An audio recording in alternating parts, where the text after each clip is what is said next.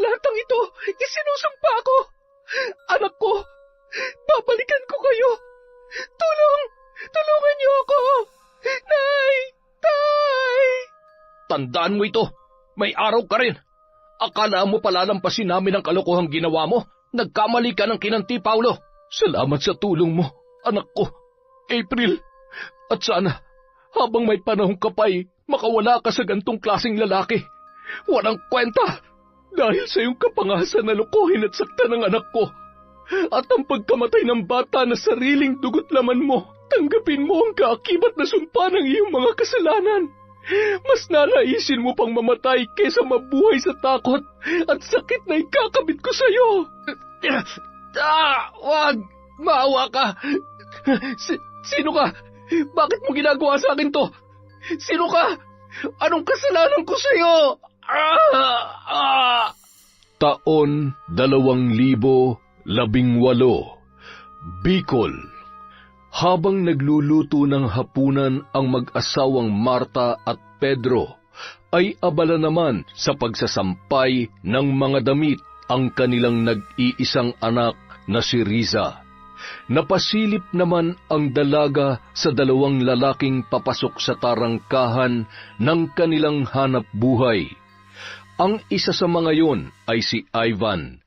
Nasa unang taon pa lamang siya sa sekundarya nung umalis yun. Nagmadali naman siyang tapusin ang pagsasampay. May pagkamahiyain kasi si Riza. Napansin naman agad ni Paulo ang dalaga na hindi niya gaanong namukaan dahil natakpan ang mukha noon na mahaba niyang buhok. Pre, mukhang maganda nga dito sa baryo niyo. Bukod sa malamig ang simoy ng hangin, maganda rin ang tanawin. Loko ka ha? Mukhang iba na namang magandang tanawin ang tinutukoy mo.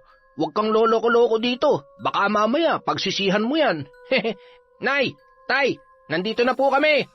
Bago tuluyang pumasok sa loob ng bahay ang dalaga, ay pasimple pa yung sumilip sa balkonahe nila Ivan.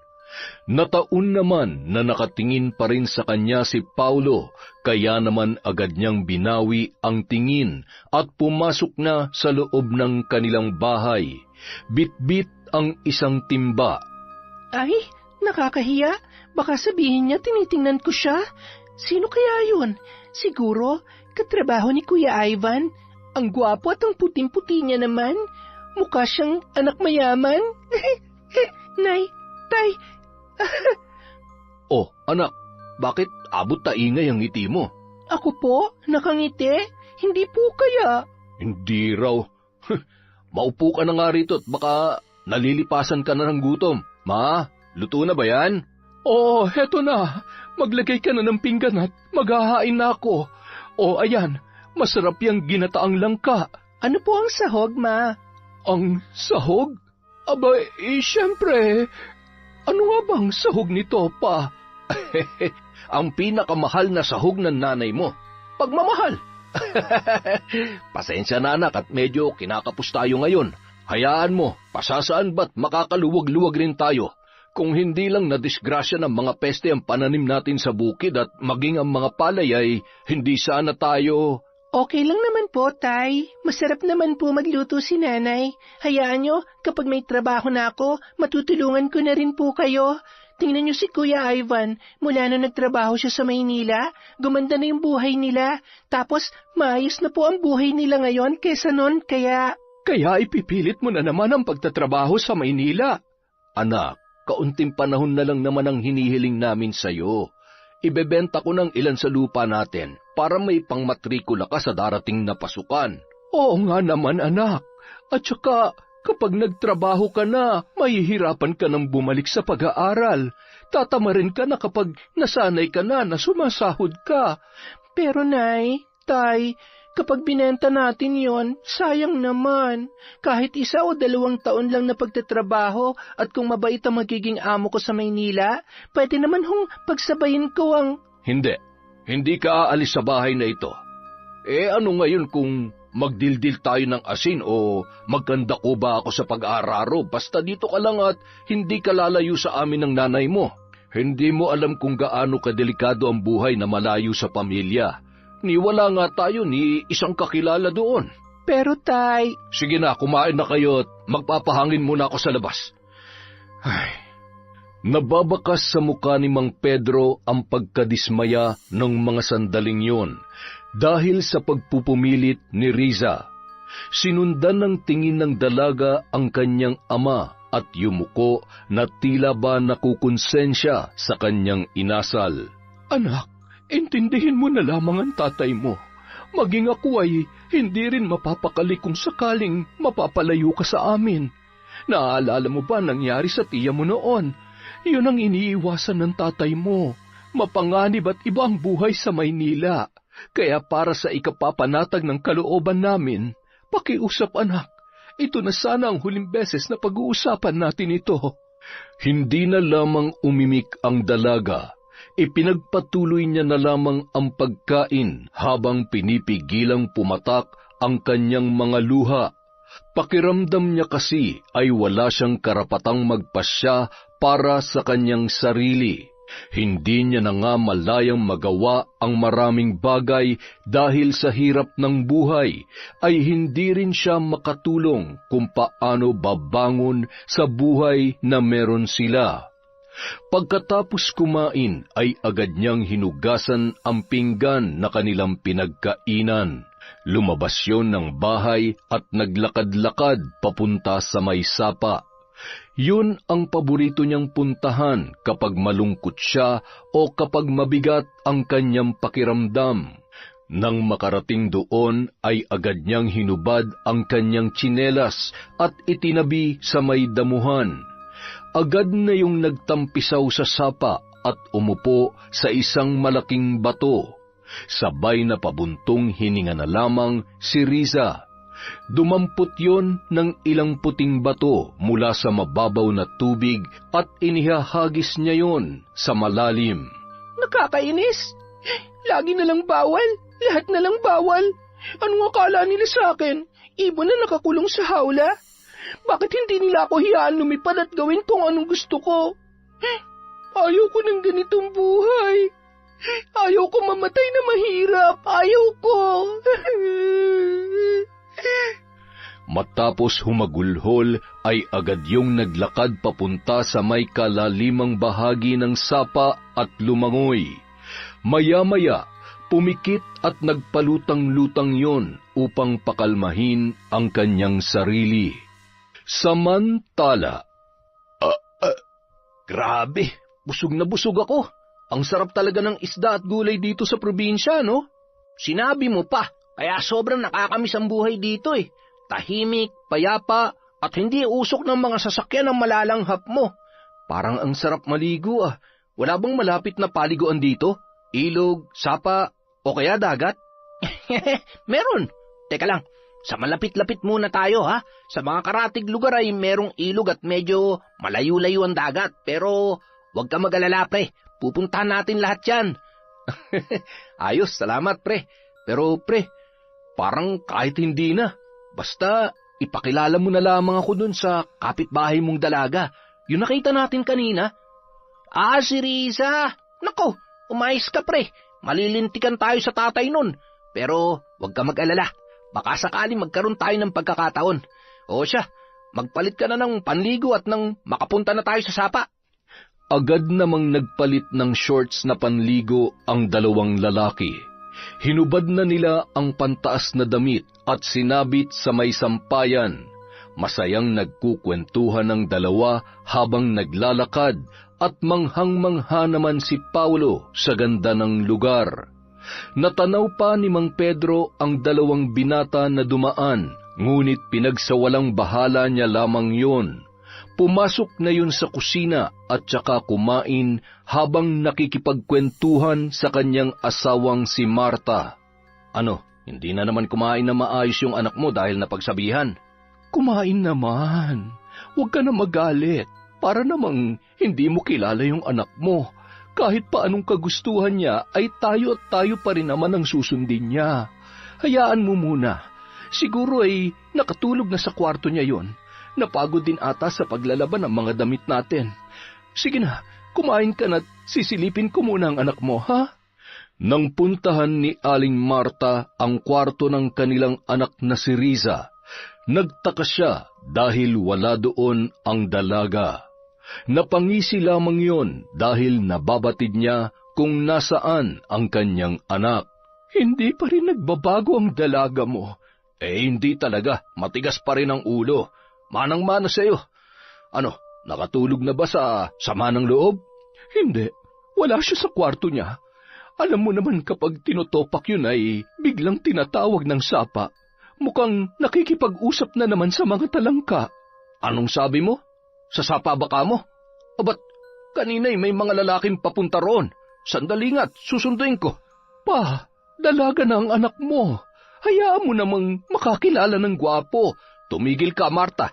Masyado pang bata ang anak natin. Mahirap na. Iba ng takbo ng mga kalalakihan ngayon. Masyado ng mga mapusok at... Ay, takpan mo na nga lang muna yung kinakain ko. Ay, sus Mariosep ka, Pedro. Saksakan naman ang pagiging seloso mo. Noon ako ang binabakuran mo. Ngayon naman ang anak mo. Ay! Sa kabilang banda... Hanep, napakaganda dito, pre. Teka, nakikita mo bang nakikita ko? Ano ba yun? Pre, may nalulunod! Agad na tumakbo si Paulo palangoy sa dako kung saan nakatihaya at nagpapalutang-lutang si Riza. Agad niyang binuhat yon at nataranta naman ang dalaga. Bitiwan mo nga ako! Ibaba mo ako, ano pa? Aray, sorry miss. Akala ko kasi nalulunod ka eh. Nalulunod? Hindi mo ba nakikita? Buhay ako't humihinga pa. Pasensya ka na, Riza. Sadyang maalalahanin lang talaga ang kaibigan ko, kaya... Hoy, anong ginagawa niyo sa anak ko, ha? Gusto niyo bang pagtatagain ko kayo? Anong ginawa sa'yo ng mokong na yan, Riza? Ano? Manong, tinulungan ko lang naman po ang anak ninyo. Wala naman po kaming... Tay, wag na po kayo magalit. Tara na ho, umuwi na tayo. Wag na wag kayo magtatangkal lumapit sa anak ko. Kung hindi, makakatikim kayo sa akin. Mang Pedro, sandali lang po. Ano? Gusto mo talaga matikman ang bagong hasa kong... Hindi po. Kumalma ho kayo. Hindi niyo na po ba ako natatandaan? Si Ivan po to. Ivan? Ikaw nga. Hindi na kita halos nakilala. Tara na, anak. Tay, nakakahiya naman po sa... Wala akong pakialam kung sinong Poncio Pilato pa ang mga yon. Umiwas ka na lamang at hindi natin alam ang likaw ng bituka ng mga yan. Hindi mo ba nakita kung paano katitigan ng mga yon? Palingon-lingon pang naglakad si Riza habang hawak ng kanyang ama ang kanyang braso. Nang makalayo ang mag-ama ay napakamot ulo na lamang, sabay nagtawanan sina Ivan at Paulo. Ang loko mo, pre. Masyado ka naman kasing nataranta. Paanong di ako matataranta kung ganong kaganda yung nakikita kong nalulunod? Sayang nga eh. Akala ko pa naman magagamit ko na yung natutunan ko sa pag-CPR. Style mo, bulok. Pero, pwera biro, pre. Ang ganda talaga niya. Maganda kung sa maganda, pero pre, nakita mo naman kung gaano katapang si Mang Pedro, hindi ba? Kaya kung ano man yan naglalaro sa utak mo, sinasabi ko sa'yo, kalmahan mo, pre. Dahil maliban sa katapangan ni Mang Pedro, ang nanay ni Riza ay anak ng kilalang mambabarang dito sa baryo namin. Kaya sabi ni tatay, siguradong ipinasa daw kay Aling Marta ang pagiging kampon ng dilim. Ano ka ba naman, pre? Huwag ka nagpapapaniwala sa ganyan. Dito lang naman sa probinsya na uuso ang mga ganyan. Halika na, iligo na lang natin to. Bago tayo bumalik sa Maynila, sisiguruhin ko magkakausap ulit kami ni Riza at makukuha ko rin ang loob ng tatay niya. Pre, yung makausap siya, medyo posible pa. Pero yung makuha ang loob ng tatay niya, naku, para ka naghihintay ng milagro. Grabe ka naman, pre. Lahat na dadaan sa diskarte. Patutunayan ko sa iyo yan. Oy siya, oo na lang. Basta wag na wag kang gagawa ng kalokohan at bagay na ikapapahamak mo sa huli, ha? Kawawa naman na naiwan mo nobya sa Maynila. Meron nga ba? Parang sa tagal na natin magkasama, puro forma. Wala ka naman pinapakilalang girlfriend dun. Ayun, ibig sabihin lang wala talaga. Hindi ako ganun kaswerte sa babae, pre. Baka nga hindi ko pa nahahanap ang para sa akin eh. At sana, dito ko sa probinsya nyo matagpuan ang babaeng hinahanap ko. Malay mo, si Risa na pala talagang para sa akin. Ang lakas ng tama mo, pre! Makalipas ang mahigit 1 linggo, mahigpit namang pinagbawalan ni Mang Pedro ang kanyang anak na huwag maglalalabas ng bahay at umiwas sa bisita nila Ivan na si Paulo. Ngunit hindi mapigilan ni Riza na humanga sa lalaki, lalo na't hindi niya makalimutan ang maamong mukha noon at magandang pangangatawan. Kaya naman kapag umaalis ang kanyang ina at ama ay nakikipagkita siya sa binata at kung minsan ay pinatatambay niya pa sa loob ng kanilang bahay. Hanggang isang araw, "O anak, ngayong linggo ay madalas kaming gagabihin ng nanay mo sa bukid ha? Ikaw nang bahala dito sa bahay.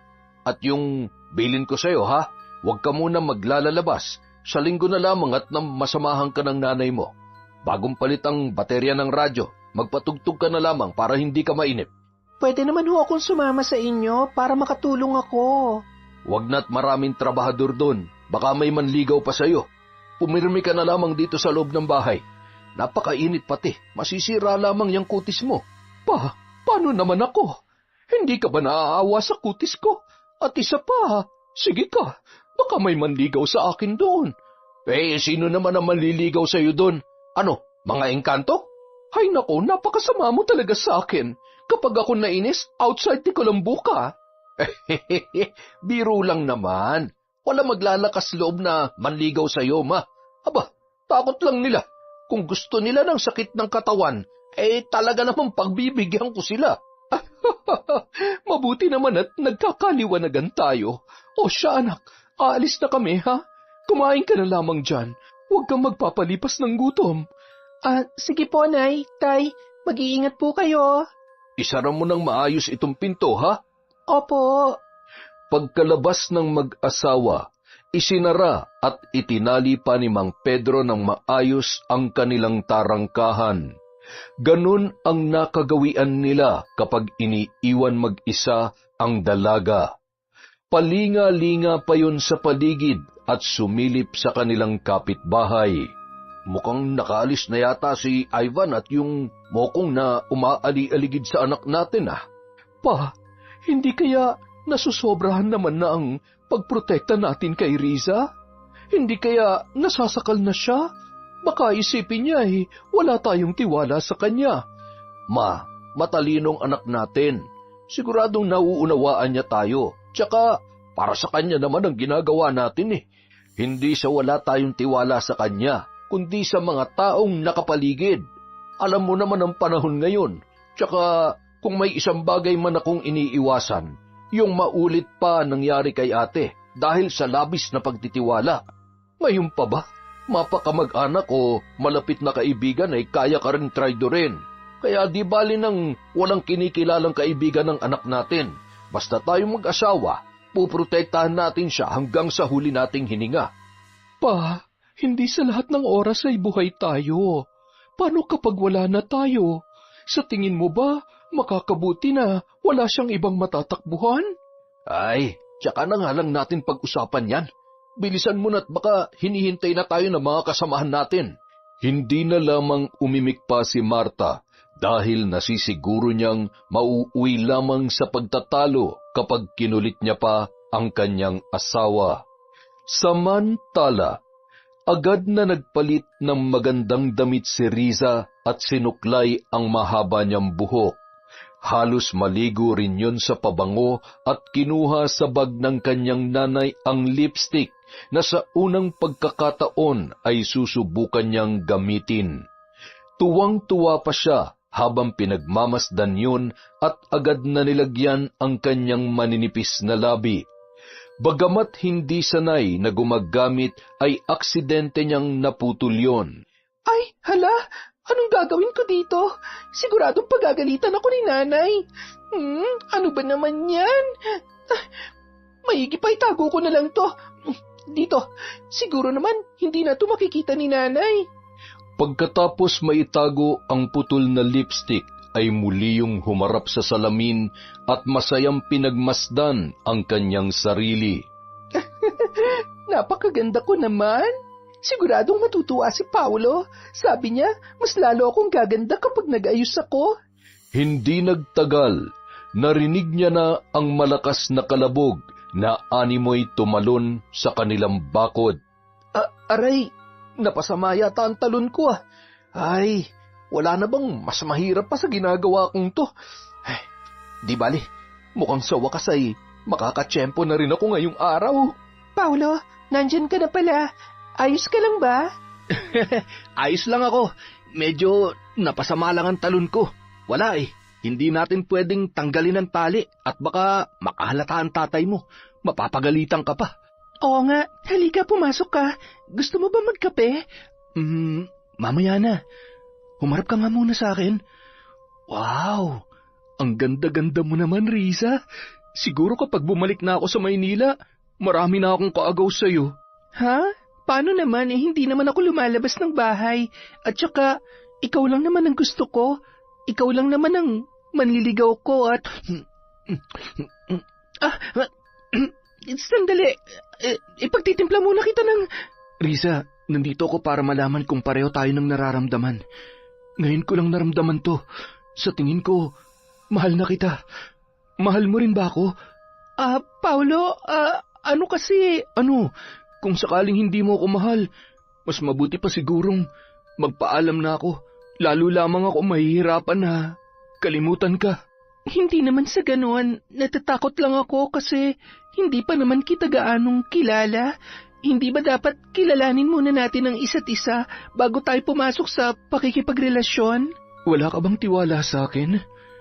Riza, totoong nararamdaman ko para sa'yo. Kaya kong patunayan yan. Kaya kitang pakasalan at bibigyan kita ng magandang buhay. Buhay na hindi katulad nito. Nakakulong at hindi ka malayang gawin kung anong gusto mo. Maniwala ka sa akin, Riza. Ang pag-uusap ng dalawa ay nauwi sa isang pangyayari na magpapabago sa buhay ni Riza. Ipinagkatiwala niya kay Paolo ang kanyang sarili, bagay na labis namang ikinatuwa ng binata. Huwag mo akong lolokohin, ha? Hindi ko alam ang gagawin ko kapag... Hindi mo alam kung gaano mo ako pinasaya sa araw na ito, Riza. Salamat sa pagtitiwala mo. Huwag ka nang umiyak. Hindi naman kita lolokohin. Kahit magkalayo tayo, palagi pa rin ako maglalaan ng oras para sa'yo. Tatawagan kita palagi, ha? Sabi mo yan, ha? At saka, huwag ka maghahanap ng iba doon. Lagi ka mag-iingat. Hintayin mo lang ako, ha? Babalik ako rito. Pinapangako ko yan. Maniwala ka sa akin. Buong araw na magkasama ang dalawa. Pagsapit ng 4:00 ay pinauwi na ni Riza si Paolo. Maliban sa magliligpit pa siya ay kinakailangan niyang ayusin ang kanyang sarili upang hindi makahalata ang kanyang mga magulang. Mahigpit na niyakap ni Paolo ang dalaga bago tuluyang lumabas ng bahay at muling tumalon sa may katamtamang taas ng bakod. Samantala, nakakunot noon namang palakad-lakad si Ivan at nakahawak sa kanyang baba, habang nag-iisip kung saan pumunta ang kanyang kaibigang si Paolo. Huy! Anong iniisip mo, ha? Oh, buti naman nandito ka na. Saan ka ba nanggaling? Kanina pa kita hinihintay, Akala ko naman nagganda-ligaw-ligaw ka na. At bakit ganyang kaganda ang ngiti mo, ha? Pre, nagawa ko. Nagawa mong ano? Nakuha ko na si Riza. Sabi ko naman sa iyo Ano? Gago mo, pre. Hindi ka talaga nakinig sa akin. Naku, patay tayo dyan. Akala mo nagbibiro ako? Kapag nalaman ni Mang Pedro ang tungkol sa inyo, pre, magtago ka na sa pinanggalingan mo. Ay, wag mo nga akong tinatakot. Tsaka, paalis naman na tayo. Paano niya ako hahanapin sa Maynila, ha? Ay, hindi mo ako naiintindihan Isa pa, kawawa naman yung tao. Batang-bata pa si Riza. Paano kung... Ay, ayusin mo na nga yung mga gamit mo. Ako namumroblema sa mga pinaggagawa mo Ano akala mo sa mga dalagang magaganda dito? Putahe na gusto mo lang tikman? Pambira naman talaga, Mukhang nagsisisi na ako na isinama kita dito, Pagkalipas ng 2 buwan. Ang sakit ng sikmura ako. Nahihilo ko at... Ano bang nangyayari sa iyo, anak? May lagnat ka ba? Ilang araw ka nang nagkakaganyan. Gusto mo bang magpatingin sa doktor? Tawasin kaya kita at baka napaglaruan ka na naman ng engkanto sa sapa. Hindi na ho. Okay lang po ako, Nay. Baka kailangan ko lang pong magpahinga at matulog. Sigurado ka ba? Tumango na lamang ang dalaga at agad na pumasok sa loob ng kanyang kwarto. Habang nagkakape ay malalim naman ang iniisip ni Mang Pedro, sabay na pabuntong hininga. Ay, Ma, wala ka bang napapansin na kakaiba sa anak mo? Ano na naman ba yan, Pa? Huwag mo nga akong pinapakaba. At saka, imposible naman dahil hindi naman siya lumalabas ng bahay. Oo nga, pero paano kung pinasok siya? Palagi natin siyang iniiwan na mag-isa dito. Maliban natin kung may ginagawa ng kalokohan niyang anak mo. Nagpatuloy ang pag-uusap ng mag-asawa. Sa loob naman ng kwarto ay aligaga si Riza habang tinatawagan ang numero na iniwan sa kanya ni Paulo. Mula nung umalis ang lalaki ay 3 beses niya lamang nakausap yun. At pagkatapos ng mga pagkakataong yun, ay hindi na sinasagot ng lalaki ang kanyang mga tawag at mensahe. Hindi pwede to. Kailangan niya malaman ang kalagayan ko. Kailangan kita, Paulo. Kailangan mo kaming panagutan na magiging anak natin. Habang umiiyak, pumasok ang mag-asawa sa kwarto ni Riza. Agad naman na nagpahid ng luha ang dalaga. Bakit ka umiiyak? Ano? Hindi ka na kinakausap ng tatay ng anak mo? Tay, ano pong ibig niyong sabihin? Sa edad kong to, hindi mo na ako maloloko, Riza. Anak, magsabi ka nga sa amin ng totoo. Buntis ka ba? Sinong tatay ng anak mo? Nay, Tay, sorry po. Mahal ko po siya at alam kong mahal niya rin po ako. Kaya niya naman po kaming panindigan, kaya huwag po sana kayong magagalit.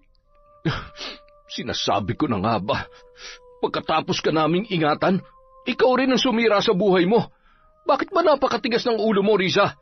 Gaano ka totoo na paninindigan ka ng tatay niyan, ha? Sino? Sinong tatay ng dinadala mo? Sabi mo sa akin ng totoo. Tay, huwag na po kayong magalit. Magsasabi naman po ako ng totoo. Si Paulo po. May nangyari po sa amin bago sila bumalik ng Maynila. Anak ng putya naman, Riza. Nag-iisip ka ba? Bumigay ka sa isang dayot hindi naman natin kilala? Saan ba kami nagkulang sa'yo, ha? Ano bang dahilan at nagawa mong sirain ang buhay mo? Pedro, minahon ka. Makakasama yan sa anak mo. Alam mo namang nagdadalang tao na siya. Hayaan mo na kung hindi siya panindigan ng lalaking yon. Ang importante ay nasa atin ang anak natin. Hindi po.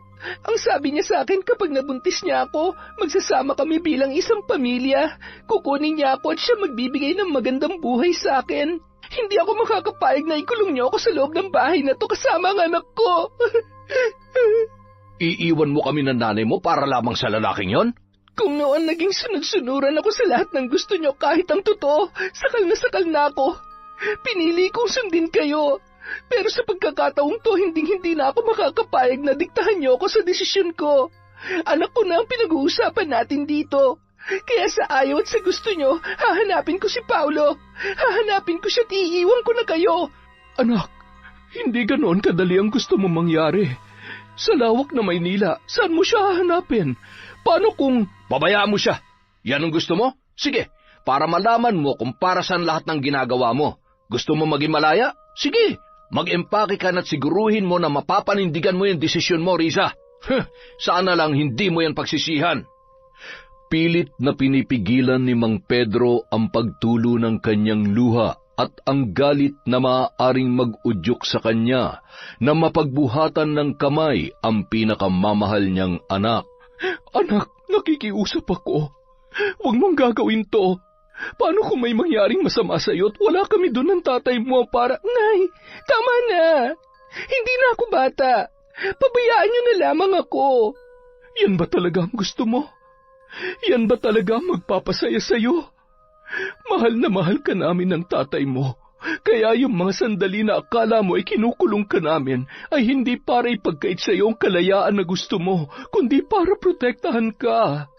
Pero kung naging masama kami magulang para sa iyo, sige, iwan mo kami. Heto ang pera.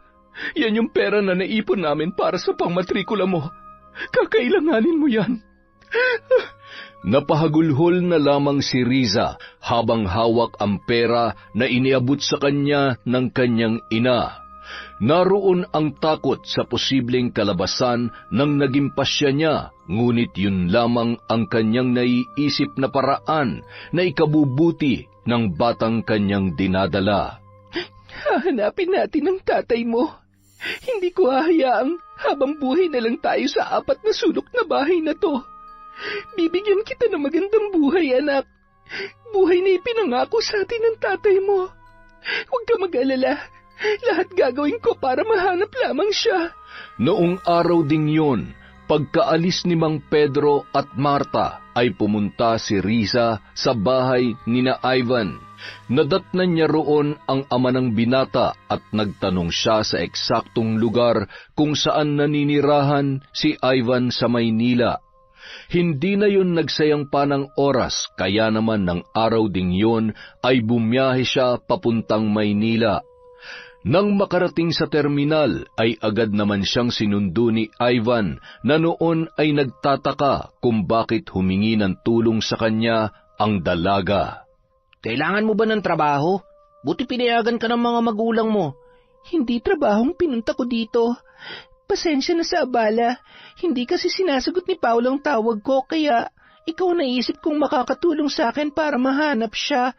Ano? Hinahanap mo si Paulo? Bakit? Ano ba nangyayari? Nagdadalang tao ko at siya ang ama. Patay. Matutulungan mo ba ako? Ang problema ay mahigit 1 buwan na rin kaming hindi nagkikita. Ang alam ko ay may inaasikaso siya dahil plano niya magtrabaho abroad. Pero huwag kang mag-alala, siguradong hindi pa nakakaalis yun. Magtatanong ako sa mga kaibigan namin kung saan sila lumipat ng bahay ngayon. Hindi ko na rin kasi makontak ang lokong yun eh. Baka nagpalit na ng number. Ay, salamat sa tulong, Kuya Ivan, ha? Tatanuin ko tong isang malaking utang na loob sa'yo. Nakukonsensya tuloy ako sa nangyari sa'yo. Kung hindi ko sinama yung mokong na yun, di sana. Huwag mong sisihin ang sarili mo. At saka, hindi naman ako nagsisisi sa nangyaring to. Mahal ako ni Paulo, kaya alam ko na matutuwa siya kapag nalaman niya na nagdadalang tao ko. Makalipas ang 3 araw. Pasensya ka na, Riza. Hindi kita masasamahan. Basta, ipakita mo lang ang address na yun sa taxi na sasakayan mo. Hindi naman gaanong kalayuan yan mula dito. Mag-iingat ka, ha? Kung may kailangan ka, tawagan mo na lang ako. Kumain ka muna bago umalis at baka mahilo ka na naman. Sige na, papasok na ako, ha? Tumango na lamang ang dalaga at nagpasalamat. Pagkatapos mag-asikaso ay agad na rin siyang bumiyahe papunta sa address na binigay sa kanya ni Ivan. Pagkaabot ng pamasahe sa taxi driver ay agad na yung bumaba. Ang ganda naman ng bahay nila. Siguro mayaman sila. Sana naman nandito siya at... Habang nakatayo ang dalaga sa tapat ng gate at akma na sanang pipindutin ang doorbell, may bigla namang humawak sa kanyang braso. Riza? Paulo? Buti nandito ka. Sandali, anong ginagawa mo dito? Ano ba namang klaseng tanong yan? Hindi ka ba masaya na makita ako? Paulo, buntis ako. Nagbungang... Ano? Sigurado ka ba? Sigurado ka bang ako talagang tatay niyan? Imposible namang 1 beses lang na may nangyari sa atin tapos buntis ka na agad. Ano bang ibig mong sabihin? Sinungaling ako? Nagumagawa lang ako ng kwento? Okay, sorry. Huwag ka na magalit. Nabigla lang kasi ako. Lintik, ano bang gagawin ko sa babaeng ito? Hindi pwedeng malaman ni Lola ang tungkol sa amin dahil siguradong... Ay, bahala na. Kung gusto mo talagang magkasama tayo, mabuti pa dito ka muna kay Lola. Nakikitira lang kasi ako dito. Kaya lang, hindi niya pwede munang malaman ang tungkol sa atin. Marunong ka naman yata sa mga gawaing bahay, di ba? Teka, naguguluhan ako. Hindi ito napag-usapan natin noon. Ang sabi mo... Please, Riza, magtiwala ka lang sa akin. Aayusin ko ang lahat. konting taste lang tapos magsasama na tayo sa iisang bubong, ha? Magsasama? Hindi ba't papaalis ka? Hindi ako aalis. Bakit ko naman kayo iiwan ng anak natin? Makinig ka, ipapasok kita bilang kasambahay ni Lola, kung okay lang sa'yo. At least dito makakasama kita at mababantayan. Halika na sa loob. Basta sumakay ka na lang sa mga sasabihin ko, ha? Mahal kita at huwag kang mag-alala. Hindi kita pababayaan. At wala nang nagawa pa si Riza. Mas lamang ang sayang nararamdaman niya nung mga oras na yun. Kaya kahit kahina-hinala ang kilos at mga sinasabi ng binata, ay ipinagsawalang bahala niya na lamang yun. Oo, sino ang babaeng yan? Huwag mong sabihin na... Lola, hindi po ba't naghahanap kayo ng kasambahay? Si Riza po, kababaryo ng kaibigan ko. Mabuti naman. Siya, tumuloy na kayo. Sigurado ka bang maaasahan yan sa mga gawaing bahay? Mukhang bata pa't hindi sanay sa... Kaya ko naman po. Mabuti naman kung ganon. Ayaw ko kasi sa lahat ay yung tatanga-tanga at mabagal. Ilagay mo na mga gamit mo sa magiging kwarto mo. Pakilinis na lang at matagal ko nang hindi na ipapalinis yon.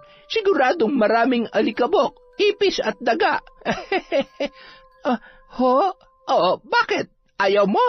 Takot ka sa... Hindi ho yan, Lola. Hindi ba, Riza? Masipag ho yan at maaasahan, kaya wala kayong puproblemahin sa kanya. Agad naman na tumungo sa kwarto ang dalaga. Sunod-sunod yung napapabahin dahil sa alikabok. May mga nakatambak doon na lumang papel at mga kagamitan na pinamamahayan na ng mga anay at ipis. Anong gagawin ko? Takot ako sa mga... bahala na nga. Kaya natin to, baby. Konting tiis lang, ha? Samantala, Paulo, ano na naman bang kalokohan ito? Hindi mo na magagawa pang magsinungaling sa akin. Kilala kita. Alam kong... Ay, Lola, ang totoo niyan, hindi ko naman alam na hahantong sa ganito eh. Isang beses lang naman kasing... tanga ka ba? Ni isang beses man yan, ang punto ay pinakialaman mo. Tarantado ka talagang bata ka. Ano na naman ang plano mo ngayon? Alam mo, konting-konti na lang, hihiwalayan ka na ng asawa mo, lintik ka. Hindi mo na nga maibigay ang pangangailangan ng 3 mong anak. Nagdagdag ka pa ng 2. La, hindi pwedeng malaman ni April to. Ayaw ko na mag-away kami. Alam niyo namang mahal na mahal ko yun. Mahal na mahal? Ewan ko sa'yo. Sige, abusuhin mong kabaitan ng asawa mo. Kapag yan nagising sa katotohanan, hindi lang asawa ang mawawala sa'yo, pati mga anak mo lintik ka. Hanggang ngayon ay ako pa rin ang sumasalo sa mga kalokohan mo. Ewan ko sa'yo, Paulo. Lumayas ka na at baka hindi ako makapagtimpi sa'yo. Bago umalis si Paulo, ay pinuntahan muna niya si Riza na abala sa paglilinis. Hindi nakatiis ang lalaki, kaya tinulungan niya na yon. Sige na, umalis ka na. Baka makita ka pa ng lola mo at mapagalitan pa ako. Umalis si Lola. Mamamalengke raw muna siya, kaya tutulungan na kita para hindi ka gaano mapagod. Siyempre, pagkatapos nito, kailangan may premyo ko. Ikaw talaga hanggang ngayon hindi ka pa rin nagbabago. Siyempre. Halos 1 linggo nang natutulog sa bahay ni Lola Doring si Paulo. Nawiwili pa kasi yon sa presensya ni Riza na noon ay magta3 buwan pa lamang ang tiyan.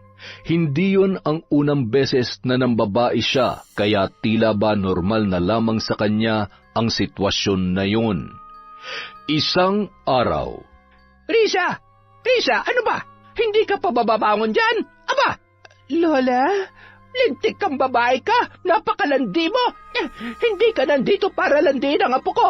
Hindi mo nga magawa ng tama ang pinag-uutos ko pero nagawa mong lumandi ng todo. Ambisyosa ka! Tama na po. Nasasaktan po ako. Wala akong pakialam. Talagang masasaktan ka sa akin kaya alamin mo ang lugar mo sa pamamahay ko. Naiintindihan mo? Ha? Opo, aray ko. Bitawan niyo na po ang buhok ko. Maglinis at magluto ka na. Bilis! At ikaw, Paulo, lumayas ka nga muna sa bahay na ito. Naaasiwa ako sa mga pinaggagawa mo. Papatol ka na rin lang naman sa katulong pa. Humahagulhol na tumungo sa kusina si Riza. Halos araw-araw sinasaktan siya ng matandang babae. Nahihirapan kasi siya lalo na sa paggamit ng mga appliances na hindi naman pamilyar para sa kanya. Kung minsan naman kahit mababaw na dahilan ay binubulyawan siya ng matanda. Maliban doon, tinitipid siya sa pagkain at ang ipinapaulam sa kanya ay ang mga tira-tirang nasa ref na hindi man lamang ipinapainit, kaya naman madalas ay nag-aalburuto ang kanyang tiyan at nagsusuka. Tinitiis niya ang lahat ng yon dahil umaasa at naniniwala si Riza sa mga matatamis na salita at pagmamanipula ni Paulo sa kanya. Samantala, lubos namang nagtataka si April sa ikinikilos ng kanyang asawa. Ramdam na ramdam niya na may kalokohan yung ginagawa. Sa 8 taon nilang pagsasama ay hindi na bago yon para sa kanya. Oh, kumusta? Mga anak, may bisita tayo. Magmano kayo? Mukhang napapadalas ang pag-uwi mo ng maaga. Literal na inuumaga ng uwi. May araw na Ibang klase ka talaga, no? Sana kung gaano ka nagdadagdag ng babae taon-taon, nadadagdagan din ng pera na inaabot mo sa akin para may pampakain ako sa 3 nating anak. Okay lang naman babae ka, sanay naman na ako. Hindi naman ako magkakasakit kung sakali man. Ang akin lang, sana unahin mong obligasyon mo sa mga anak mo, kahit wag mo na akong isipin dahil tanggap ko naman na yon. Ay, ang dami mo namang sinasabi. Wala akong ginagawang masama. Doon ako natutulog kay Lola dahil masama ang pakiramdam niya. Alam mo naman, mag-isa lang yun sa bahay. Mga anak, gutom na ba kayo? Sandali lang ha. Magluluto lang muna ng almusal si tatay. Sinungaling. Malalaman ko rin kung sino yung bagong kinalolokohan mo. At kapag nagkataon, pagbubuhulin ko kayo. Gago. Akala mo mapapaniwala mo ako? Humanda ka sa akin. Kinabukasan. Riza! Riza! Tingnan mo nga ito! Bakit hindi na gumagana ang rice cooker ko? Anong ginawa mo dito? Alam mo bang ang mahal-mahal ng pagkakabili ko dito? Ilang beses ko bang sasabihin sa'yo na punasan mo na maayos? Napakabobo mo! Buisit ka talaga! Wala ka nang ginawa kundi sirain ang mga gamit ko. Wala ka nang sasahurin sa akin dahil kung tutuusin, kulang na kulang pang sahod mo na pambayad sa mga sinira mo. Aray ko, tama na ho. Nasasaktan ho ako. Hindi ko naman ho sinira yan. At talagang tumatanggi ka pa. Punong-puno na ako sa'yo. Isang-isa na lang, Riza. Palalayasin na kita. Wala kang kwenta. Huwag po. Huwag niyo po akong paalisin. Parang awa niyo na po. Okay lang ho kahit wala ho akong sahod. Basta hayaan niyo lang po akong tumira dito. Kinagabihan. Oh, bakit ang dami mong pasa? Sinaktan ka na naman ba ni Lola? Ay, huwag mo nang intindihin yun. Mawawala din naman yan. Okay lang ako, Paulo. Alam mo naman na handa ako magtiis. Sabi mo naman kapag medyo malaki na ang tiyan ko ay uupa na tayo ng sarili nating bahay, hindi ba? Ay, yan nga rin ang pinoproblema ko eh. Dahil wala akong sapat na pera para... Ganun ba? Kung wala talaga, ayos lang naman. Kaya lang, paano kapag manganganak na ako? Iniisip ko rin na mahihirapan ako magtrabaho kapag malaki na ang tiyan ko. Ayaw mo bang bumalik sa probinsya? Habang nagtatrabaho ko dito, padadalhan na lang kita. Tapos bibisitahin kita doon kahit 2 beses sa isang buwan. Okay na ako dito. Bahala na. Ayaw ko munang bumalik sa amin. Siguradong masama pa rin ang loob nila sa akin. Gusto ko rin patunayan sa kanila na hindi ako nagkamali ng desisyon na piliin ka. Matapos sabihin yon, mahigpit na yumakap si Riza kay Paulo. Nakaramdam naman ng konting awa ang lalaki para sa babae, ngunit hindi siya maaaring magpatalo sa kanyang konsensya sa mga oras na yun. Kinuha niya ang mga tabletas sa kanyang bulsa at iniabot niya yon kay Riza. Anong mga to? Inumin mo yan para maging mas malusog ang batang nasa sinapupunan mo. Salamat. Salamat sa pagmamahal at pag-aalaga mo sa amin ni baby, ha? Mahal na mahal ka namin.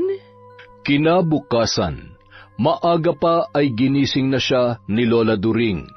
Magsisimba kasi yun sa Quiapo. Siguraduhin mong maayos ang lahat dito pagdating ko. Magwalis ka rin sa labas. At huwag kang makikialam sa gamit sa kusina at baka masira mo na naman yon, nalintik ka. Opo. Sige po, Lola. Bakit ang putla mo? May dugo ka pa ba? Ay, siya, aalis na nga ako. Pagkaalis ng matanda ay napaupo sa sala si Riza at pinapakiramdaman ang kanyang sarili. Ano ba nangyayari sa akin? Bakit ang sakit ng puson ko at nangihina ako? Hindi kaya epekto ng gamot na binigay sa akin ni Paulo to? Siguro hindi hiyang sa akin. Kahit masama ang pakiramdam, ay nagpumilit pa rin yung magwalis sa labas ng bahay hanggang sa tumindi ang sakit na kanyang nararamdaman. Ang sakit!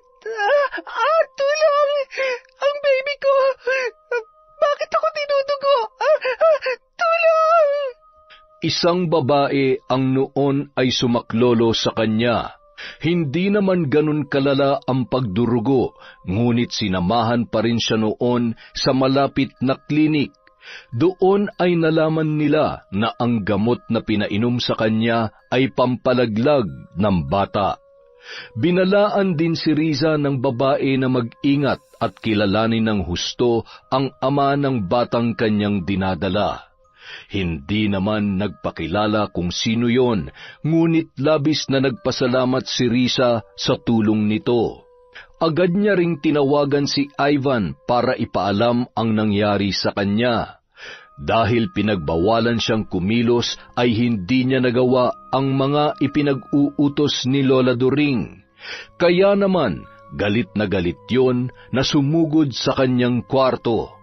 Ang kapal ng mukha mo para humilata lang dyan. Halika dito, kunin mo yung bag mo at lumayas ka na sa pamamahay ko. Bitawan niyo ako. Ano ba? Sobra na to. Sumusobra na kayo sa pananakit at pangahamak niyo sa akin. Ayan, hindi mo ba nakikita? Buntis ako. Buntis ako at buntik na malaglag ang dinadala ko dahil sa kagagawa ng apo niyo. Sabihin niyo nga sa akin ang totoo. May kinalaman ba kayo dito? Ha? Buntis ako at ang apo niyo ang tatay nito. Apo niyo rin ang batang nasa sinapupunan ko. Kaya magsabi kayo ng totoo. Kayo ba nag-utos sa kanya na painumin ako ng... Huwag mo ako masigaw-sigawan. Hindi ko matatanggap ang batang yan. Ambisyosa ka. Lumayas ka. Naririnig mo ba ako? Lumayas ka. Nagmamatigas ka? Pwes, halika dito. Aray ko, bitawan niyo ako. Kinaladkad ng matanda papalabas ng bahay si Riza. Malakas ang buhos ng ulan noong mga oras na yon. Matapos itulak ay napaupo pa yun sa lupa, hawak ang kanyang tiyan at patuloy sa paghagulhol. Hindi pa yun nakontento, itinapon pa sa may bandang tiyan ang bag ni Riza dahilan para mamilipit yon sa sakit. Humalakhak pa ang matanda bago isinara ang kanilang pintuan. Bahala ka dyan! Mamatay ka sana sa lamig! Ang kapal ng mukha mo! Nakakagigil ka! Habang humahagulhol si Riza, ay naramdaman niya ang malakas na bulwak ng dugo sa kanyang puwerta na animoy may kasama ng laman. Sa pagkakataong yun ay nababatid niya na tuluyan nang nawala ang bata sa kanyang sinapupunan. Mga hayop kayo! Pagbabayaran yung lahat ng ito! Isinusumpa ko! Anak ko! Babalikan ko kayo! Tulong! Tulungan niyo ako! Nay! Tay!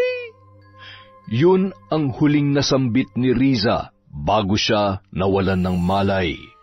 Maya-maya, Nagmamadali namang bumaba ng taxi si Ivan. Nakita niya ang nakahandusay na si Riza sa lupa. Mababakas ang dugo sa bestida nito na umagos hanggang sa kanyang paa. Riza! Riza, gumising ka! Isinugod ni Ivan si Riza sa ospital. Nang magising ang dalaga ay hawak ni Ivan ang kanyang kamay, habang nakatango ay nakatulog na sa tagiliran ng kanyang higaan. Nang igalaw niya ang kanyang kamay ay agad namang nagising ang binata. Hindi pa siya tuluyang makapagsalita habang sinasariwa sa isip kung ano ang mga nangyari. Magpakatatag ka. Hinihintay ka pa ng mga magulang mo, Riza. Huwag ka mag-alala, magiging maayos din ang lahat. Kung alam ko lang na ganitong sasapitin mo, hindi ko na sana hinayaan pa na magkita kayo ni Paulo. Patawarin mo ko. Napakasinungaling niya. Hayop siya. Sinira niya ang buhay ko. Pinatay nila ang anak ko. Mga hayop sila. Hindi ko sila mapapatawad. Kinaumagahan, ikinagulat ni Riza ang pagdating ng kanyang nanay at tatay. Anak, sobrang nag-alala kami sa iyo. Bakit naman kasi ang tigas-tigas ng ulo mo? Tingnan mo nangyari sa iyo. Bakit po kayo nandito? Hindi ba dapat pabayaan niyo na lamang ako? Hindi ako naging mabuting anak sa inyo. Kasalanan kong lahat ng ito dahil hindi ako nakinig at sinuway ko kayo. Pabayaan niyo na lamang po ako, Nay, Tay. Hindi ako karapat-dapat sa pagmamahal niyo dahil salbahe ako. Masama akong anak at hinayaan ko na mawala sa akin ang anak ko. Wala akong kwentang ina. Anak, tama na. Marahil ay nagkamali ka. Pero kahit anong mangyari, anak ka pa rin namin. Naligaw ka ng landas, pero alam namin na babalik at babalik ka. At kami bilang mga magulang mo, ilang beses ka magkamali, nandito kami para tulungan ka na itama ang mga pagkakamali mo. Sasamahan ka namin bumangon, katulad nung maliit ka pa. Ilang beses ka mamadapa at masugatan, lagi pa rin kaming nandito ng tatay mo. Mahal na mahal ka namin, anak. Salamat, Ivan. Kung hindi dahil sa iyo, baka kung ano na nangyari sa anak namin. Ay, walang anuman po. Pasensya na po talaga. Hindi ko naman po alam na hahantong sa ganito ang lahat. Maliban sa naging malapit kami magkaibigan sa trabaho nun, hindi ko naman po alam kung anong klaseng lalaki talaga siya. Makalipas ang 1 linggo, papabalik na sana sila sa probinsya nang tumawag ang babaeng tumulong kay Riza nang unang beses na nawalan yun ng malay. Kaya naman nagplano muna silang puntahan ang bahay nito, lalo na't sinabi noon na may importante siyang sasabihin kay Riza. Samantala, ano bang meron? Bakit ang dami mo niluto? May mga bisita ka ba? Oo. At saka para sa mga bata. Unang sahod ko kasi ngayon sa online job ko, kaya syempre, kailangan mag-celebrate. Maupo ka na't ang mga bata. Paparating na rin naman ang mga bisita ko. Excited ka na ba? Excited saan? Na makilala ang mga bisita ko. Malay mo, kilala mo rin sila. Ay, kinakabahan ako ah. Parang ngayon lang ulit kita nakitang ganyang kasaya. April, baka naman may iba ka ng kinalolokohan, ha?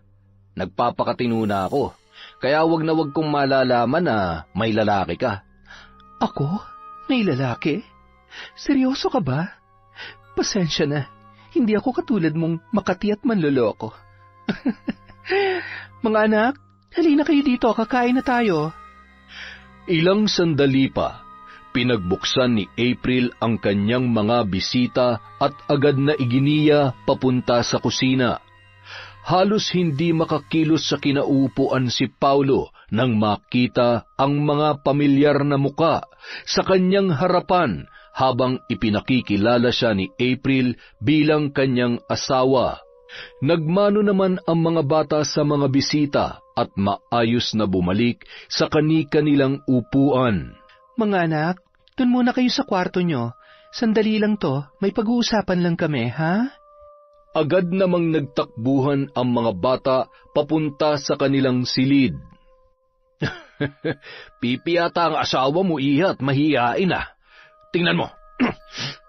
Sira ulo ka.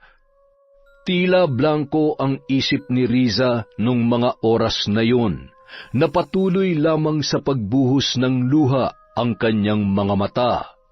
Gusto niya na lamang matunaw sa kanyang kinatatayuan nang malaman ang sikreto ni Paulo. Naninikip ang kanyang dibdib habang nakakuyom ang palad at nagtatakbo yun sa labas na agad namang sinundan ni na Ivan at Aling Marta. Tandaan mo to, may araw ka rin. Akala mo palalampasin namin ang kalokohang ginawa mo. Nagkamali ka ng kinunti, Paulo. Salamat sa tulong mo sa anak ko, April. At sana habang may panahon ka pa, makawala ka na sa ganitong klaseng lalaki. Walang kwenta.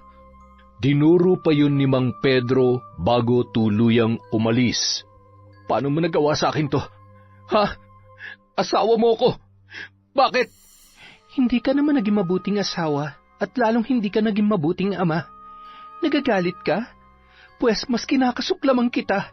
Ang tagal ko nang hinihintay ang pagkakataong ito.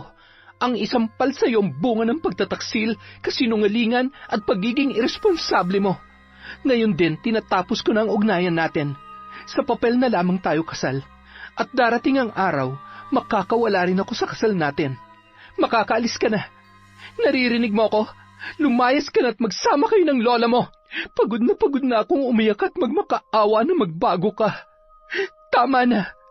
Kaya ko nang buhayin ang mga anak ko. Sawang-sawa na ako sa iyo. Makalipas ang 1 linggo, mula nang makabalik sa probinsya sina Riza. Parang dinudurog ang puso ko kapag nakikita kong nagkakaganyan ang anak natin. Namimiss ko na ang mga halakhak niya pa. Pasasan ba't makakaganti rin tayo? Pagsisisihan ng lalaking yon at pagbabayarin ko siya sa lahat ng kanyang ginawa. Kinagabihan, nakatulog na si Riza habang hinihimas ng ina ang kanyang buhok at sinusuklayan. Pinunasan niya ang nagngingilid na luha noon. Hindi pa rin nila yon nakakausap ng maayos.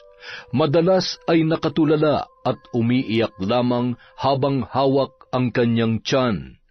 Ang makita sa ganoong kalagayan ang kanilang anak ang nagtulak kay Aling Marta na ituloy ang plano nilang mag-asawa na parusahan si Paulo sa pamamagitan ng barang. Agad na kinuha ni Aling Marta ang mga gamit niya sa pambabarang. Matagal na siyang may alam sa bagay na yun dahil sa isang mabagsik na mambabarang ang kanyang ina. Ipinamana sa kanya ang kaalaman at mga kakaibang kagamitan.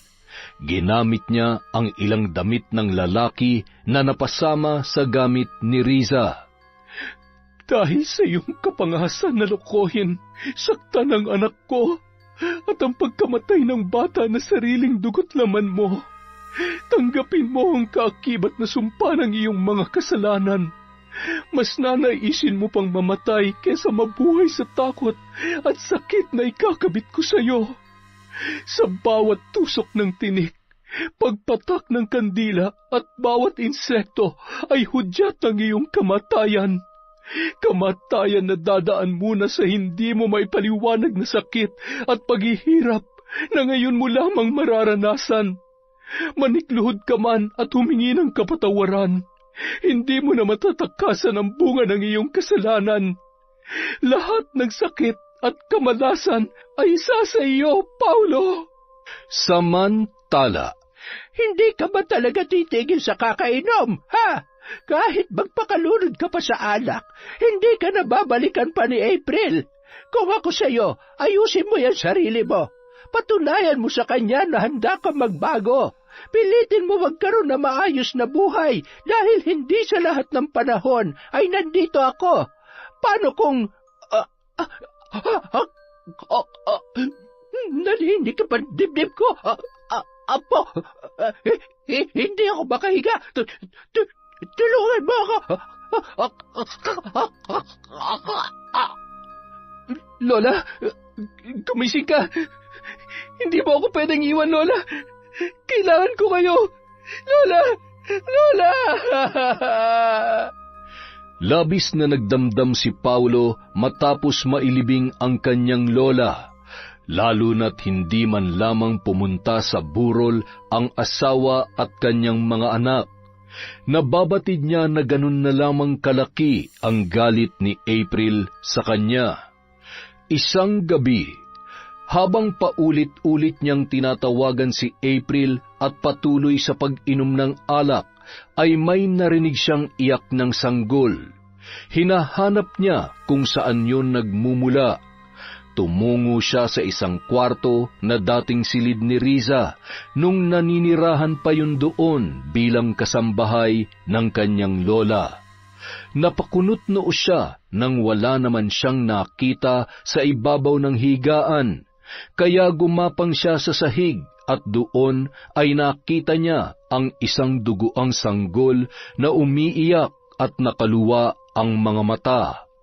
Hindi niya magawang kumilos sa kanyang pwesto dahil sa matinding takot, lalo na nang gumapang yon papalapit sa kanyang muka. Hanggang sa pinagkakalmot siya noon, ramdam niya ang pagbaon ng kuko sa kanyang leeg habang sinasakal siya hanggang sa tuluyan na siyang malagutan ng hininga. Napabalikwas si Paulo sa sofa na kanyang hinihigaan. Ano bang klaseng panaginip yun? Akala ko natuluyan na ako. Tumayo ang lalaki at humarap sa salamin. Nakita niya ang dugo na tumutulo mula sa kanyang mata at leeg. Kasabay noon ay ang pagkirot na nararamdaman niya na para bang may kung anong tumutusok sa kanyang laman. Napasigaw ang lalaki dahil sa sakit, sabay bumagsak ang salamin at nabasag yun. Ang mata ko! Aray! Hindi ko na kaya! Ang sakit!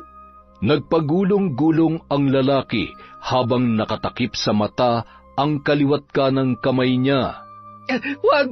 Maawa ka! Sino ka? Bakit mo ginagawa sa akin to? Sino ka? Anong kasalanan ko sa'yo? Ano? Kaya pa ba? Bakit ka ba nagtataka sa nangyayari sa'yo?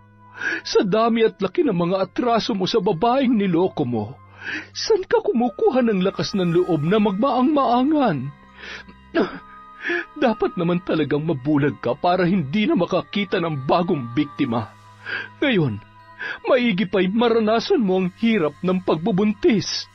Bago ka man lamang mamatay, matutunan mo kung gaano kahirap magdala ng sanggol sa sinapupunan. Kaya wala kang karapatan na magtanim ng bata sa bawat babaeng iyong matitipuhan. At yang ipinagmamalaki mong armas, dapat dyan ay hinahati sa dalawa, gamit ang bubog na ito, at itatahi gamit ang matibay na patpat ng sako.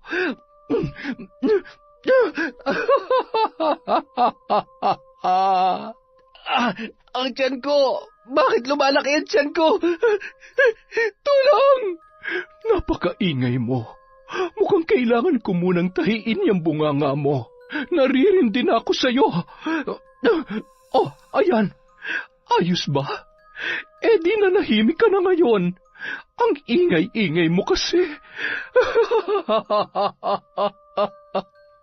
Wala mang nakikita ay ramdam na ramdam ni Paulo ang pagbabago ng kanyang katawan.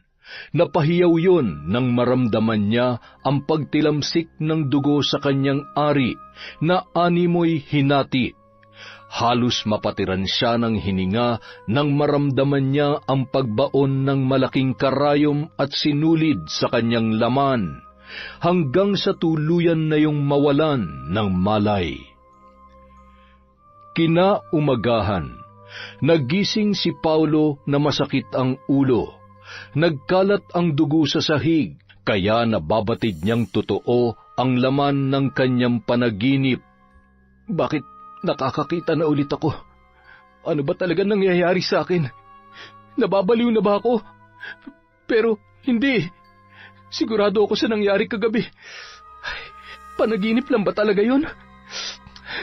Bahala na nga. Sa tuwing sumasapit ang gabi, nanunumbalik ang sakit na kanyang nararamdaman. Hindi siya makakita at makapagsalita. Hanggang sa isang umaga, araw ng Biyernes, nagising siya na punong-puno ng pasa ang kanyang mga braso at muka.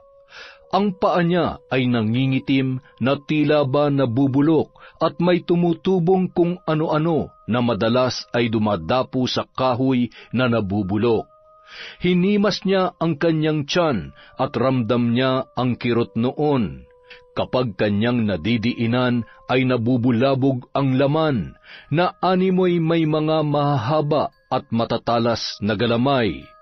Napahagulhol si Paulo nang maalala niya ang sinabi ni Ivan tungkol sa mambabarang. Noon niya napagtanto na posibleng totoo nga yun. Sobra na. Hindi ko na kaya. Hirap na ako. Patayin mo na lamang ako kaysa pahirapan mo ko ng ganito. Patayin mo na lamang ako. Alam ko malaking kasalanan ko kung sino ka man. Patawarin niyo ako. Pakiusap, wala naman lang saysay ang buhay ko. Iniwan na ako ng asawa at anak ko. Wala na ang lola ko. Wala na akong trabaho. Ano pa bang hinihintay mo? Patayin mo na lamang ako.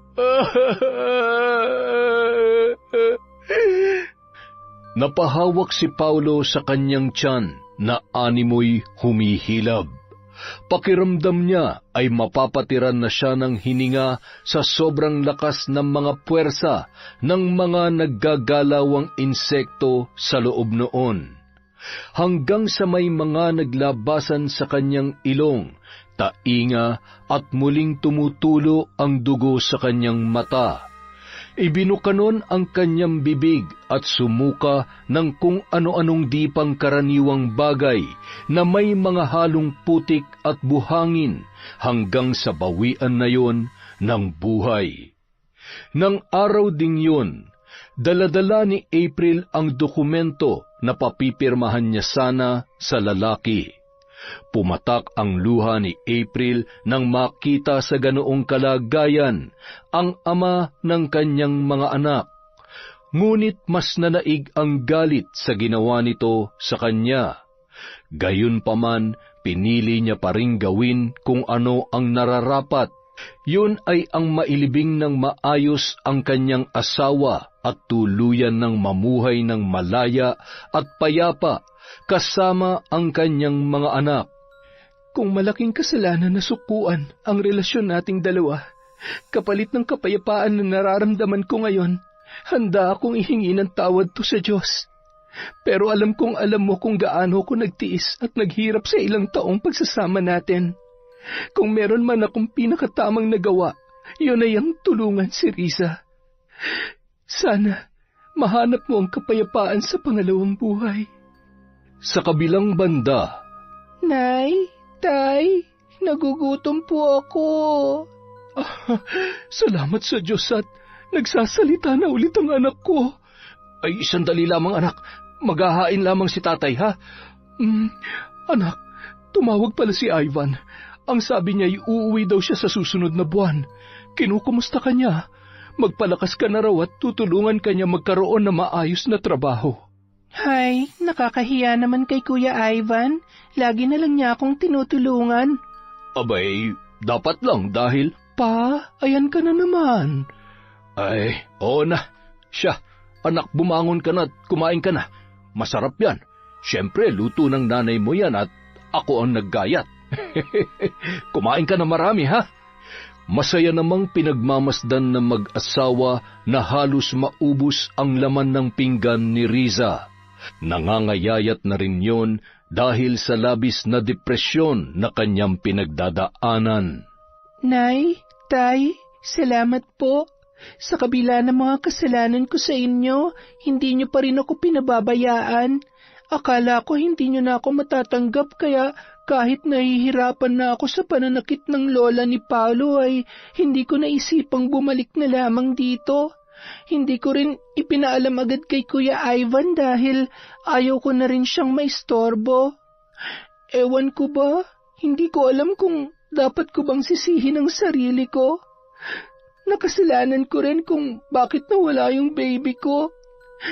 Napapagod na akong sisihin ang sarili ko at magalit ng paulit-ulit. Huwag mong sisihin ang sarili mo. Sino ba namang ina ang hindi gugustuhin na mabigyan ng buong pamilya ang anak niya? Kaya naiintindihan ka namin. Masyado ka pa kasing bata kaya natakot kami ng tatay mo. Huwag ka nang mag-isip dahil naturuan ko na ng leksyon ang lokong yon. Nabigyan ko na ng hustisya ang pagkawala ng apo ko. Ano pong ibig niyong sabihin, Nay? Alam kong mali, anak. Pero alam mo na hindi ko kayang makita kang nasasaktan at nahihirapan. Binarang niyo po ba siya? Nay, hindi po ba delikado yon? Nawalan na ho ako ng anak. Paano kung isa naman sa inyo ni tatay ang mapahamak? Wala kang dapat ipag-alala. Alam ko ang ginagawa ko. Isang malaking kasalanan na maaari kong pagbayaran pagdating ng panahong itinakda. Ngunit hindi ako natatakot. Ikaw ang buhay ko. Kaya ilang beses ko mang kailanganin makianib sa itim na kapangyarihan. Basta para sa iyo, anak. Walang-wala akong pagsisisihan. Kaya tumahan ka na. Nakatulog ng muli si Risa sa kakaiyak at pag-aalala. Ano ba naman kasi at sinabi mo pa yun sa anak mo? Nadulas lamang ako. Hindi ko naman alam na ganyan na magiging epekto sa kanya. Ay, manang-mana talaga sa iyo ang anak mo. Pala desisyon at hindi man lamang iniisip ang kahihinatnan ng parang ikaw din naman. Ako pa talaga tong sinisi mo. Paligo ka na nga at sumasakit ang ulo ko dyan sa napakabaho ng kilikili mo. Ang laki-laki na ng tawas na binili ko sa iyo ay hindi mo man lamang naisipang igudgod dyan sa kilikili mo. Masyado ka namang maselan. Kapag ako nakaligo, hindi ka makakatikim ng halik at yapos sa akin. Ako pang tinakot mo? Aba, sino ba itong hindi makatulog ng walang... Ito na. Maliligo na nga eh. O yan, dalhin mo yan. Ano to? Hindi ba't pangkuskus ito ng kaldero? Ay oo, kailangan mo na yan at tingnan mo yung leg mo. Ay, Diyos ko, kay bango-bango mo nung pinata ka. Ngayon nagkaedad na tayo, pati pagligo ay pahirapan na. Kapag naubos ang pasensya ko, ako maghihilod niyang libag mo. Ewan ko na lang kung hindi sumama pati laman. Ay, nasa na kaya yung lipstick ko? Ilang buwan ko nang hinahanap ay hindi ko pa rin makita. Kailangan ko na yatang bumili ng bago. Abat, 50 pesos din yun sa bangketa. Sa paglipas ng ilang buwan ay patuloy pa rin kinukumusta ni April ang kalagayan ni Risa hanggang sa tuluyan na ring nanumbalik sa dati ang sigla ng dalaga. Lalo na nang umuwi si Ivan at may nakakausap yun. Nakita na mag-asawa kung paano napapasaya at inaalagaan ng binata ang kanilang anak. Pa, sa tingin mo maliban sa kapitbahay at kaibigan, posible kayang tama ang kutob ko sa dalawang yan? Tingnan mo naman ang mga ngiti at titigan. Hindi ba't ganyan mo rin akong titigan noon? Ay, ano ka ba naman? Kaya lang naman kita tinititigan noon dahil hindi ko masabi sa iyo na may muta ka. Siyempre, baka magalit ka sa akin. Ano ka ba? Puro kakalokohan. Talagang mababalian ka ng buto. Talaga naman lagi mo na lamang pinapainit ang ulo ko, ha? Bakit nga kaya? Abay, nagtaka ka pa. Malamang sa malamang, nagme-menopause ka na. Bakit parang masayang-masaya ka? Hoy, huwag kang magkakamaling gumawa ng kalokohan, Pedro. Baka nakakalimutan mo kung anong kaya kong gawin sa'yo at sa magiging babae mo. Bakit? Sinasabi ko bang mambababae ako? Ay, Diyos ko. Akala mo ba hindi ko alam ang pinaggagawa mo sa mga babaeng umaali-aligid sa akin noon? Mabuti na lang at alam mo at hindi ako magdadalawang isip na gawin ng paulit-ulit ang pambabarang para lamang magtanda ang mga... Ikuha mo nga ako ng tubig. Samahan mo ng konting bilis. Dali! Matapos magkwentuhan sina Riza at Ivan, agad na nilapitan ng mag-asawa si Ivan habang may inaasikaso ang kanilang anak sa kusina. Alam mo, iho, napakalaking bagay yung pag-uwi mo. Masaya na ulit si Riza at mukhang ikaw din naman. Alam mo, hindi ka naman na bata. Gayon din ang dalaga namin. Ay, ang dami pang paligoy-ligoy. Ako na nga lang ang kakausap dito kay Ivan. Ako na, masyado ka namang. Di sige, ikaw na. Pero Ivan, isang tanong, isang sagot. May plano ka bang ligawan ng anak ko, ha? Ay, mali naman yan tanong mo. Tumabi ka nga dyan. Ivan, iho, Mahal ko ho ang anak ninyo, pero wag po kayo mag-alala. Alam ko po na hindi pa itong tamang panahon. Handa naman po ako maghintay at gusto ko rin munang maabot niya mga pangarap niya. Mas bata po siya kaysa sa akin at ayaw kong maging hadlang para maabot niya mga pangarap niya. Naniniwala naman po ako na kung kami talagang para sa isa't isa, mismong tadhana na po ang gagawa ng paraan. Ay, pinapaiyak mo naman ako, iho. Basta ako, sobra akong natutuwa sa kabaitan mo sa anak ko. Payakap nga, anak. Ang bango-bango naman lang. Ay, Sus Mariosep, hindi mo ba narinig ang sinabi niya? Si Riza ang gusto niya, hindi ikaw. Dito ka lang sa akin yumampos at kahit maghapon ay hindi ako magrereklamo. Ang sweet niyo naman po pala. Basta wag po kayo mag-alala. Hindi ko na po hahayaang mangyari pa sa kanya ang mga nangyari noon. Gusto kong mapalitan ng masayang alaala ang lahat. At sana kapag sinabi ko na sa kanyang nararamdaman ko, matanggap niya po ako. Hayaan mo, tutulungan ka namin. Basta wag na wag mo lamang siyang sasaktan dahil sinasabi ko sa iyo, kung itong tatay niya ay kayang managa, ako naman ay... Alam ko ho yun, pero hindi naman ho ako tatakbo sa inyo. Alam ko naman ho ang tama at mali. Kung meron man po akong nagawang kasalanan, yun ay nagdala ko ng isang tao na naging dahilan kung bakit. Mabuti pa'y kalimutan na lang natin yan. Alam mo, may mga naging pagkukulang rin naman kami. Nasobrahan kami sa higpit, kaya ayan, hindi na natin maibabalik ang panahon at ang mga nangyari. Kaya tama lang na ituwid na natin ang lahat sa ngayon, habang may pagkakataon pa. Salamat ho sa suporta niyo sa akin. Pangako po, aalagaan ko ho siya katulad ng pag-aalagaan niyo sa kanya.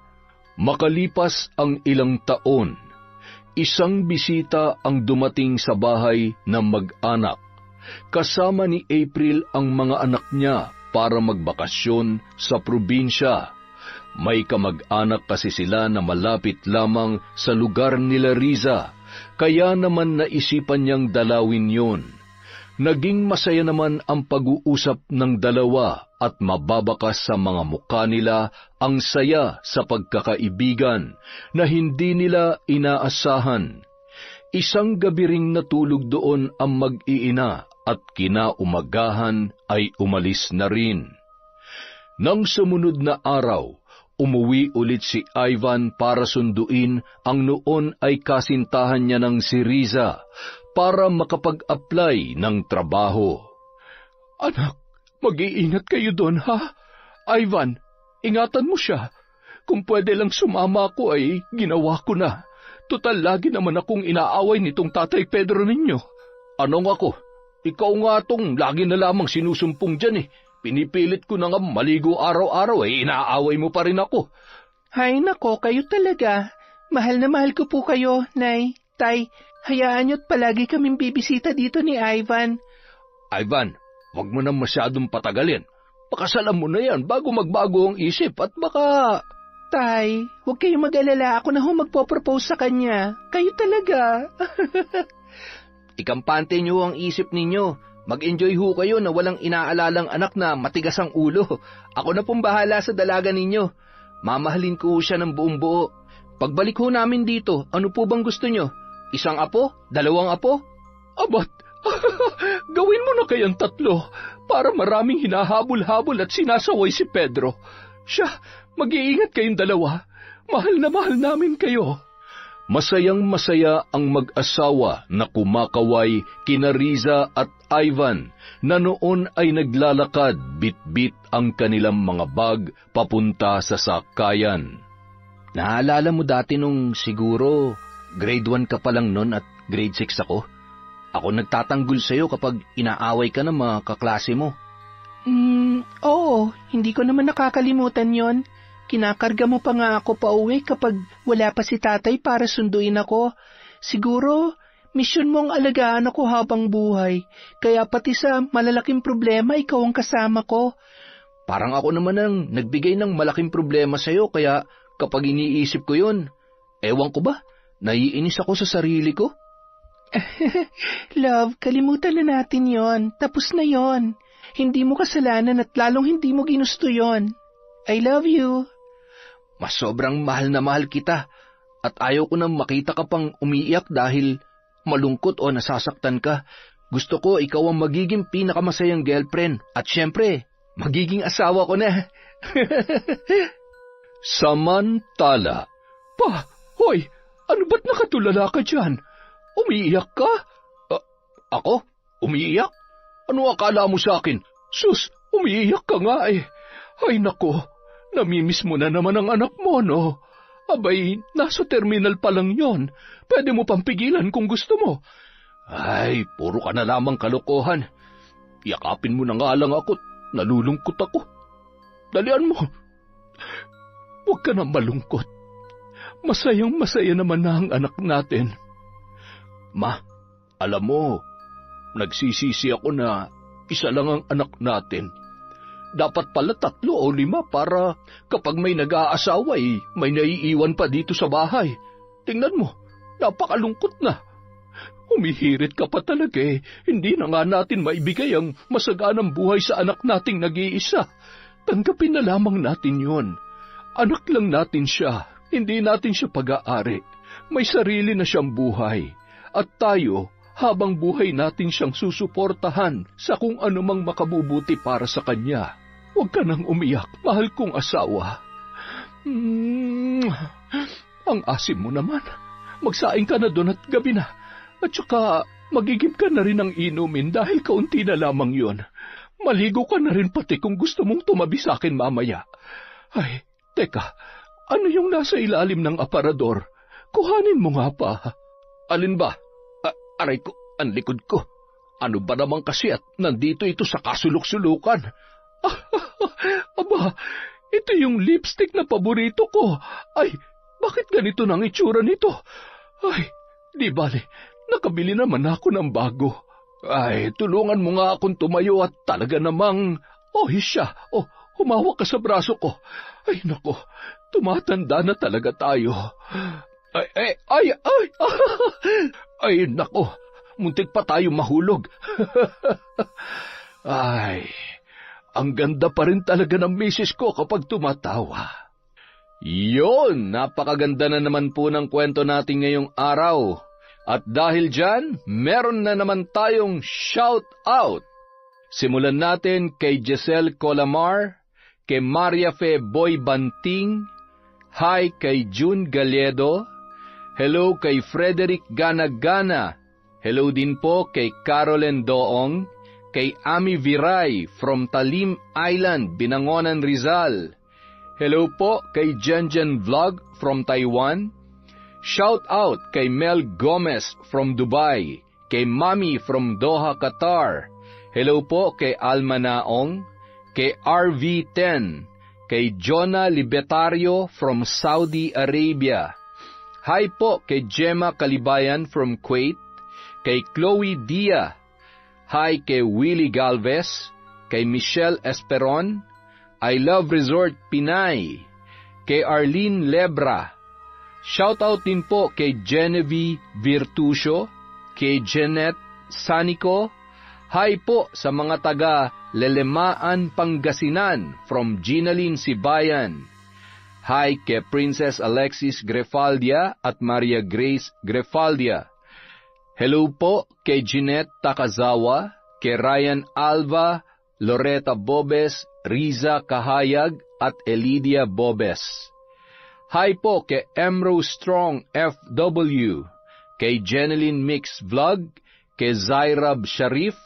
Hello po kay Glenda Galido, kay Miss Maura, kay Estelita Reyes. Shout out po kay Mia Aspa, kay Eric Umali, kay Wilma Cruz from Quezon City, kay Justine Grace Dignos, hi kay April May, kay Doris June Subere at Tanggote family from Bacolod.